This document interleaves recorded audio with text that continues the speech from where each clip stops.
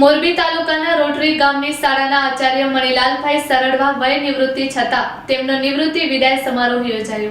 સરકારી નોકરી એટલે નોકરીમાં જોડાવું અને 58 વર્ષની ઉંમરે નિવૃત્ત થવું એ નિયમ છે।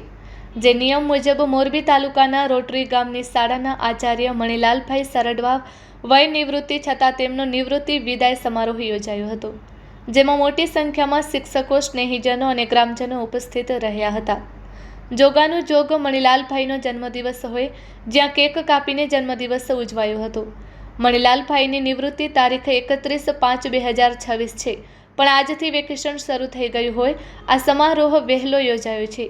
આ પ્રસંગે મણિભાઈ સરડવાના શાળા પ્રત્યે અને શાળાના બાળકો પ્રત્યેનો લગાવ, શાળા પ્રત્યેની રુચિથી ગ્રામજનોએ એક સારા શિક્ષકની ખોટ ચાલશે તેવી લાગણી વ્યક્ત કરી હતી।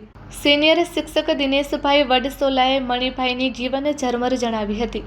મણિલાલભાઈ સાવરકુંડલાના જીરા ગામમાં તેઓ શિક્ષક તરીકે જોડાયા હતા અને ત્યાંથી મોરબી જિલ્લામાં આવીને જુદા જુદા ગામમાં શિક્ષક તરીકેની ફરજ બજાવી હતી અને જ્યાં ફરજ બજાવી હતી તે દરેક ગામમાં તેની સુવાસ ફેલાવી હતી। આ સમારોહમાં દરેક ગામના અગ્રણીઓ ઉપસ્થિત રહ્યા હતા। મોરબી જિલ્લાના 5 તાલુકાના શિક્ષકો ઉપસ્થિત રહ્યા હતા। દરેક સાલ ઓઢાડી સન્માન કર્યું હતું। આ મણિલાલભાઈએ 50થી વધુ વાર રક્તદાન કર્યું છે।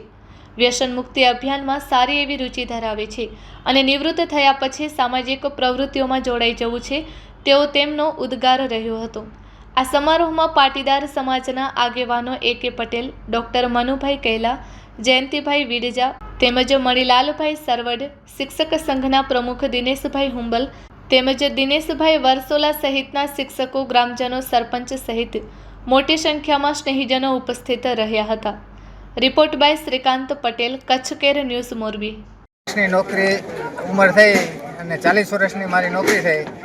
જે નોકરીનો મારો છેલ્લો દિવસ હતો।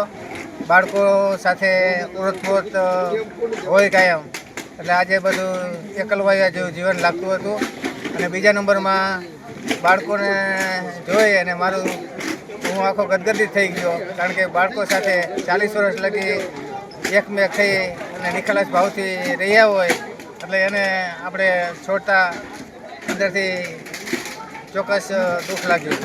બીજા નંબરમાં હવે પછી હું સામાજિક સેવાઓ કરવાની મારી ઈચ્છા હોય એટલે દરેક સમાજ સાથે જોઈન્ટ રહી અને સામાજિક પ્રકલ્પો કરતો રહીશ। બીજા નંબરમાં વ્યસન મુક્તિ જેવા કાર્યક્રમો હોય, બ્લડ ડોનેશન જેવા કાર્યક્રમો હોય, એવી આ પ્રવૃત્તિઓ પણ કરતો રહીશ।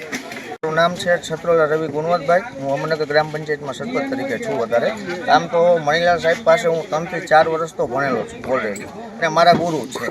મારે દાદર શ્રીનગર, જે મારું ગામ અમરનગર ગ્રામ પંચાયતમાં દાદર શ્રીનગર ગામ જે આવે છે ને, ત્યાં જ પહેલાં નોકરી કરતા 7-8 વર્ષ, એટલે હું તેમની પાસે ભણેલો છું।